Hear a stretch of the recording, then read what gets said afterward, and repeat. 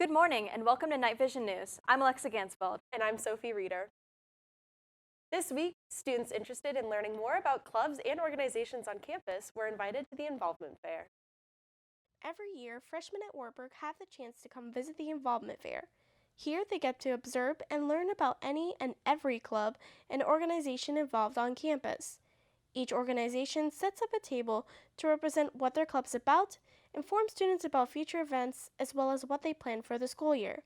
The Wartburg Republicans is one of the many clubs that is working to inform the student body. The Wartburg College Republicans is a group that comes together to openly discuss political issues. It's a welcoming environment that is open to anyone who is interested in politics or government discussion and wants a place to where they can talk about whatever they want to without feeling judgment from peers or staff members.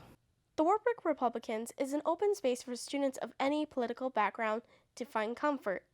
Foster continues to talk about what other things they are hoping to work on. We're going to be working with the Wartburg College Democrats to have some of our events, but we will be bringing speakers, and that will be obviously Republican speakers to campus, simply because that's what our group is, and that's how we wish to bring more conservative type people to campus. Another organization on campus is V-Day Campaign. V-Day Campaign is a global organization on campus that is aimed at ending domestic and sexual violence. With their new co-chairs, the club has new things for students to look forward to in the coming year. This year we're working on some outreach programs that we can really impact communities beyond Wartburg, and the first one is a service day. This year we were in Minneapolis. It's led by me and Kelsey Levi, my co-chair. Also, all of our proceeds from the Vagina Monologues are donated to the local women's shelter Friends of the Family. Reporting for Night Vision News, I'm Juliana Pelaez. For more information about Wartburg's clubs and organizations, visit www.wartburg.edu/orgs. September is National Suicide Prevention Month. As the month continues on, it's important to be aware of those around us affected by suicide and suicidal ideations and what can be done to help ourselves and others. The Director of Counseling Services on campus, Stephanie Newsome, understands how students can take advantage of pathways to get the help they may need. If you can't reach out directly to counseling services, reach out to your RA, reach out to a coach, reach out to a professor or a music ensemble director, or a friend, a roommate. We try to do different gatekeeper type trainings around campus in a lot of different venues, hoping that those folks will know and start to recognize this person seems like they're not doing very well. I think I need to help them to get help. When we talk about suicide prevention, it's many steps before I think what people think. You know, it's making healthy lifestyle choices, right? Getting good rest, taking care of your bodies, eating, getting proper nutrition, eating complex carbohydrates versus simple. It's much more than just some of the things that we think are right before, like, providing trainings of how to intervene, how to talk to somebody who's suicidal. Like I said, the prevention actually comes much before that. While the suicide prevention campaign is only a one-month effort every year, the goal is to have awareness of the issue year-round. If you or someone you know on campus is experiencing depressive tendencies, please call, email, or visit Pathways using the contact information below to receive the help you need. In case of suicidal thoughts, please call the number below for the National Suicide Prevention Line for immediate intervention. Wartburg College has welcomed plenty of new staff this school year. Night Vision News' Anna Kowal chatted with one young addition to the religion department. There's someone new in the Wartburg Chapel, and she's not much older than the traditional college student. Rebecca Baird, a 2018 Wartburg alumna, is the college's first pastoral intern. She will serve in the role for 4 years while taking classes through Wartburg Theological Seminary. It's kind of teaching me how to just take on this role of finding my pastoral identity. I think that transitioning from a student into this role has been really challenging, but also really validating in the sense that showing me that I can do this and that I'm really called to be in this position. Baird was officially installed into her role on Wednesday by Dean of Spiritual Life, Brian Beckstrom. Beckstrom worked with Baird during her time as a student in the classroom and as the band coordinator for Wartburg's Wednesday night service, Sanctuary. As pastoral intern, Baird has continued her work with Wartburg students. Oftentimes she thinks of things that I wouldn't think of because my years of being a student are far behind me, a college student. And she still remembers what it was like to be a college student. And so I feel like that gives us a really important perspective as well. As she began her position in July, Baird hasn't been in her new role for long. However, she has already helped with multiple spiritual life and campus ministry events, including preaching at the parting service during orientation week. It was kind of my first time in the pulpit in this role, and I think that was just memorable to me, kind of introducing myself to the students that I will eventually be graduating alongside. Also just reminding them that they're joining a community here at Wartburg College that's going to support them and love them. Reporting for Night Vision News, I'm Anna Kowal. Pastoral Intern Baird encourages students to stop by her office located in the Chapel Tower. Last week, Central College decreased its tuition by $20,000. On September 10th, Central College announced a new annual tuition of $18,000 for next fall. This tuition change is the first of its kind in Iowa, although it is already occurring in colleges across the country. When including room and board with Central's new tuition price, the private college's price is now equivalent to each of Iowa's public universities. According to Central College President Mark Putnam, Central views it as our responsibility to help bring rationality to the price of high-quality college education. Central's new tuition and financial aid pricing is clearer and easier to understand. It's an important commitment to our students, families, alumni, and donors. Central now offers transparency to their tuition for students and parents to see where their money is going. The advertised price of the college was rarely ever paid by students due to the high amount of scholarships and financial aid awarded. So we try to do a pretty sophisticated and deep analysis of our financial aid matrix, as we call it, our financial aid awarding plan. We review that every year, and we adjust it going into the next year based on the tuition that has been set by the Board of Regents, by the budget that we think we will need, by the number of students that we want to recruit in order to meet that budget. At Wartburg College, the sticker price, or advertised price, is $39,730, while students may pay a little under or over the average amount, $22,976. To our financial aid awarding plan every year. It is incremental in nature. You know, it's tweaking it here and there. It's not big changes like Central just did. In addition to the tuition decrease, Central College has also created many new initiatives to support their students in all stages of their education and beyond graduation. Reporting for Night Vision News, I'm Alexa Ganzeveld. After the break, we'll have more on Waverly Shell Rock homecoming and the Democratic presidential debate.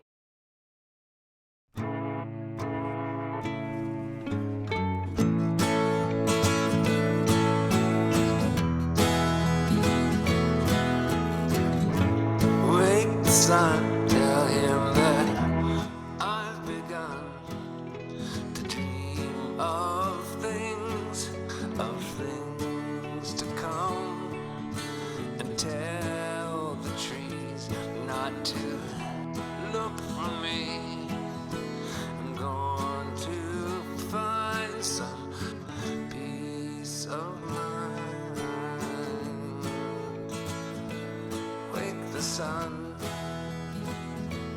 Wake the sun, wake the sun, wake the sun.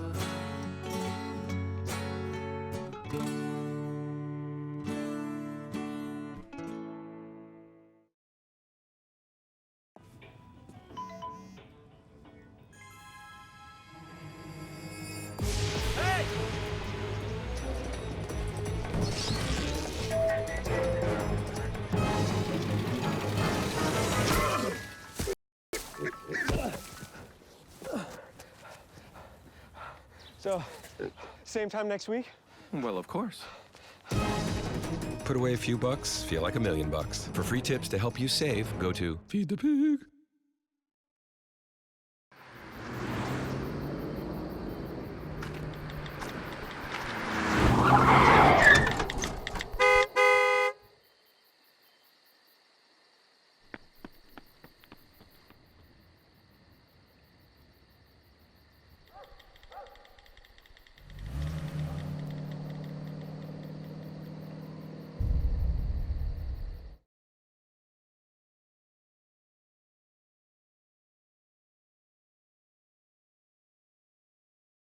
Welcome back to Night Vision News. A celebration many schools hold each year took place this weekend for an area school district. The Waverly Shell Rock School District hosted their homecoming last week. To celebrate this week's events, there were a variety of activities, including dress-up days for students and staff, a kickball tournament, and a pep rally, which included the coronation of homecoming king and queen. Part of the annual celebration also included a home football game. This year, the Go Hawks took on Crestwood and put up a good fight despite losing 10-14. Homecoming was rounded out with a dance on Saturday night. Last week, 10 Democratic presidential candidates took the debate stage in Houston, Texas. With the Iowa caucuses in 5 months, candidates are searching for ways to popularize their platform. Night Vision News' Nathan Stephanie takes a look at last week's debate, as well as their efforts on the local community. Last week, 10 Democratic candidates for president took the stage in Houston, Texas, attempting to convince potential voters why they were the right choice to represent the party in the 2020 election. Between the 10 who qualified, as well as a few candidates who did not meet the requirements for the debate, all sides of the party and their differing views on platforms were on display, for good and for ill. It looks to me like the Democratic Party has some decisions to make about the sort of candidate they like to have. We've got some people who are really pushing hard on an extra progressive agenda. We have some that are trying to sound a little more moderate, and I think in the next months we're going to see if the polls in the Democratic Party decide that they prefer one or the other. With 5 months remaining before the Iowa caucuses in February, candidates are hitting the campaign trail across the state. Some have already popped up in the area, like Minnesota Senator Amy Klobuchar's visit to the Waverly Area Veterans Post in August, where a variety of people got the chance to hear a message from a candidate a little lower in the polls. It ran the age gamut. I mean, we had, I know there were a handful of high school kids because they had different high school t-shirts on, and so it was a very eclectic group of people. Getting to see and know the individual voter and making them feel heard is a common cornerstone to those on the campaign trail, no matter who a candidate is or what they're running for. Obviously, the candidates realize the importance of it, otherwise they wouldn't be knocking on doors, wouldn't be coming here, wouldn't be seeking opportunities to present their platforms to communities. But I also think it is also very important for people, for Iowans, for people of Waverly, for the people of Waverly, to get to the candidates, in a more intimate form, and hear them, and sometimes, ask them questions that in a much bigger form, again, going back to that difference between a small town and a bigger town, that in a much bigger form perhaps wouldn't be allowed, or wouldn't be heard. Caucuses officially began on February 5th, 2020 for the upcoming presidential election. For Night Vision News, I'm Nathan Stephanie. The remaining Democratic candidates will hit the debate stage again on Tuesday, October 15th. Now we're going to go to Alexa for the weather. Alexa, are we going to need our umbrellas this week? I don't think so, not until this weekend. Friday, we have a high of 84 and a low of 70 with scattered thunderstorms. Saturday, we have a high of 76 and a low of 62 with also thunderstorms. Sunday, it's cooled off a bit with a high of 66 and a low of 50 and scattered rain. Monday, we have a high of 74 and a cool low of 56, and it's also sunny. On Tuesday, we have a high of 76, a low of 62, and it will be partly cloudy. Wednesday, there's a high of 73, low of 51 with scattered thunderstorms, same as Friday. On Thursday, we'll have a high of 68 and a low of 57, and also with showers. After the break, we'll have an interview with Grace Grieving about the Student Senate elections.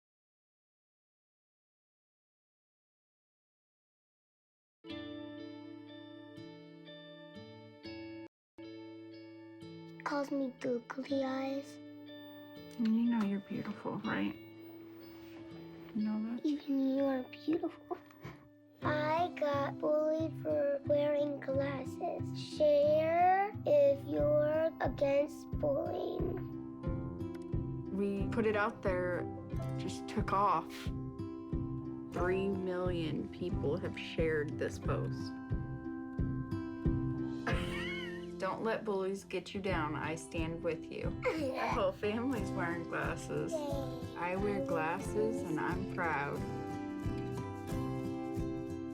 I even have the army on my team. All the kind comments brought my child joy. I don't feel thank you is enough. That's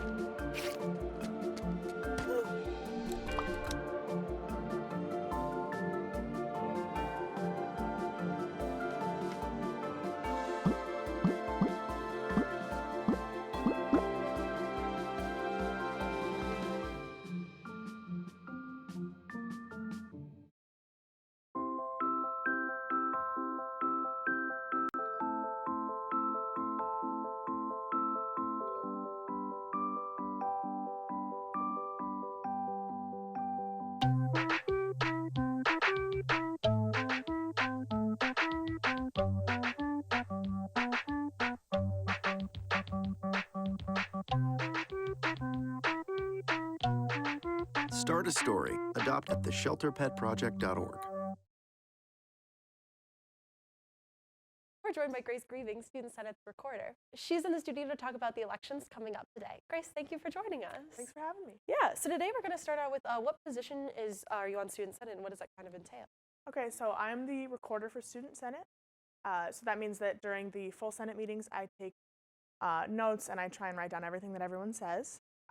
During our executive meetings, I take notes again, and then I also head the Political Action Committee.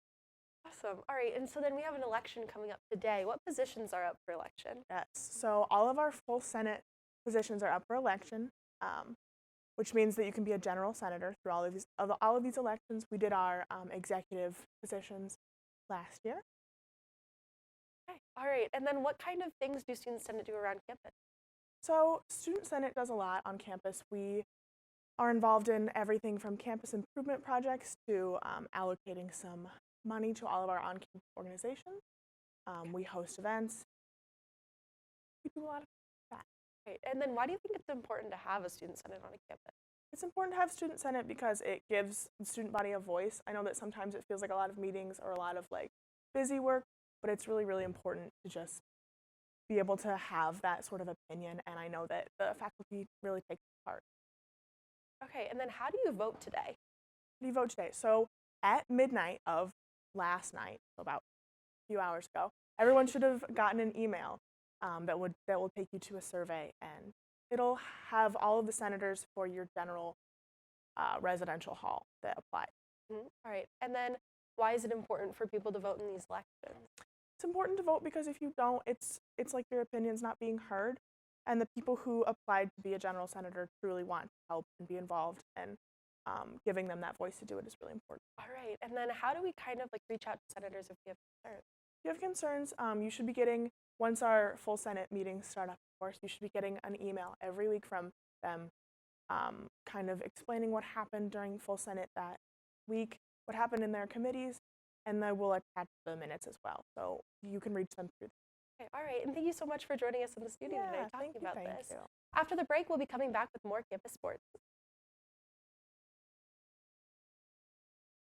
Take a look under your bed. Find stuff under there? What about jobs? No? Now try your closet. Still no jobs? Just more stuff? Well, you really have both. See, stuff is defined as household articles considered as a group. Sometimes this stuff is no longer needed. Wait, no longer needed? That can't be right. Because remember those jobs you were looking for? Those are really needed. And they're the stuff inside your stuff. Our job is to unlock those jobs. And it starts when you donate your stuff to your local Goodwill. Here's how we do it. When you donate to Goodwill, we sell your stuff to provide job training for people right here in your community. So just by teaming up with Goodwill, you help create jobs. And isn't that worth parting with the leftover keytar from your 80s cover band? Goodwill. Donate stuff, create jobs.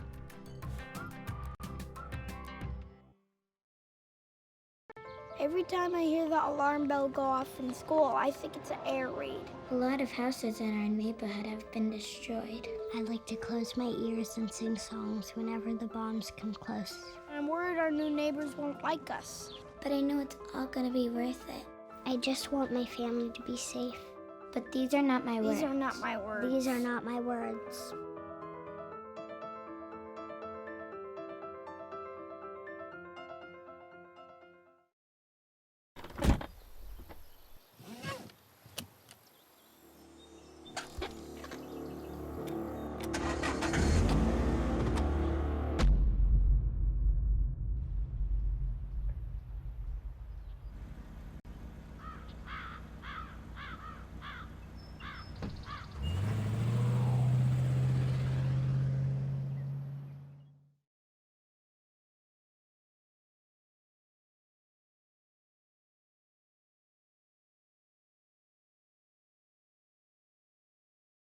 Welcome back to Night Vision News. Now we'll own in on Wartburg sports. Women's soccer coach Tiffany Pins has had a productive summer and start to the season. Most recently, Pins earned her 100th career win in a 3-2 victory last week. Pins is now the program's all-time winningest head coach and was named the John Curt Alumni Coach of the Year over the summer. 2 Wartburg athletes earned conference honors this past week. Junior Katie Foster was named Defensive Player of the Week for volleyball. Foster totaled 96 digs, averaging 6.4 digs per set. Foster has a team-leading 274 digs and is a 10-time Defensive Player of the Week. This year, she has been the only conference volleyball player to earn the award in its 2 weeks. For soccer, sophomore Joy Smith was named the Offensive Player of the Week. Smith tallied 5 points with 2 goals and an assist. This is her first conference honor. We're 2 games into the Wartburg College football team season, but one school record has already been matched. Night Vision News' Ryan Riebenacker reports. In the 2019 season opener for the Wartburg College football team, wide receiver Colin Schulte did something that has only been done a handful of times in the school's history: catch 4 single-game touchdowns. After replicating a feat that hadn't been accomplished since the departure of All-American receiver Riley Brockway in 2017, Schulte could only describe his performance against Greenville as just business. Their defense was kind of set up in a way that I should have gotten a lot of catches. They blitz and played man, so a lot of those throws go to the outside receivers. One of the biggest challenges for Schulte this season is adjusting to not just one new quarterback, but 2. Since All-American quarterback Matt Seisha's graduation in May, Schulte has had to learn the ropes with 2 starting caliber quarterbacks, Noah Dodd and Jace Moore. It's taken some adjustment. Now that it's a different quarterback and there's also another quarterback, there's 2 quarterbacks. Yeah. Not necessarily always on the same page with them, so I kind of have to focus on myself more and make sure I'm doing my thing right to help both of them out as well. Nick Wall, another one of the top members of the Knights receiving corps, believes that Schulte's individual growth is only going to boost the production of Wartburg's offense. So if they think, oh, Colin had a really good game last week, we'll double him. Well, we got 3 other guys that can do pretty much the same thing, so it's going to be hard to stop. The Knights are currently undefeated at 2-0 after wins against Greenville University and Monmouth College. Reporting for Night Vision News, I'm Ryan Riebenacker. It's the Luther Norse this Saturday at 1 p.m. The game will be held at Decorah. After the break, we'll take a look back at our top stories.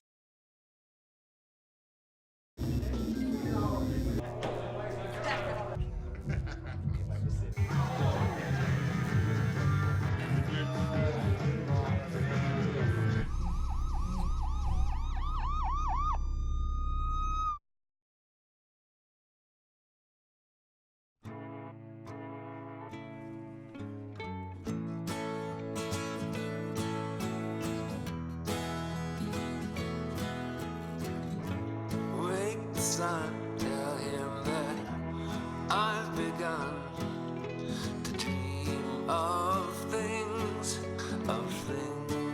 to come, and tell the trees not to look for me.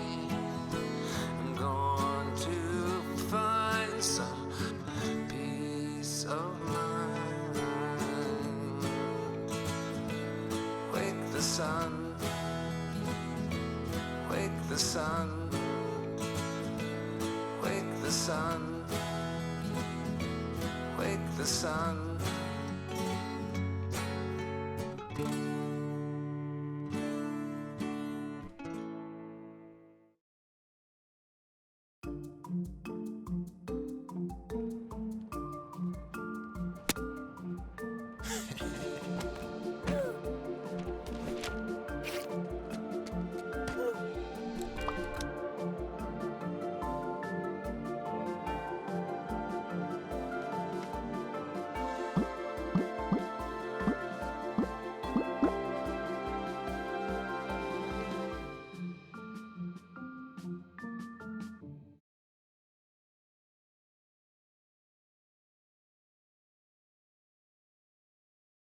To stay up to date with all of our content, be sure to follow us on Facebook and Twitter.